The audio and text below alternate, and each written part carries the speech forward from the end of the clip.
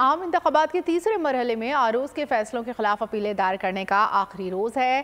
آپ کو اپڈیٹ کر رہے ہیں پشاور سے بول نیوز کے نمائندے نواب شیر۔ جی نواب شیر۔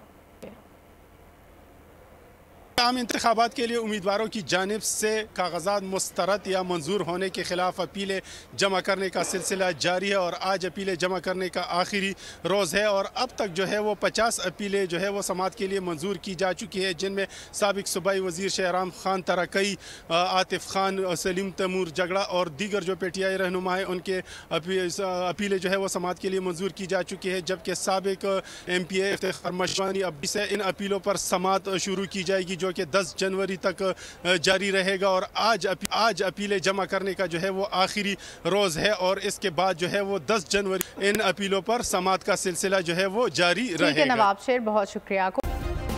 سبسکرائب کریں اور بیل دبائیں تاکہ کوئی خبر رہ نہ جائے۔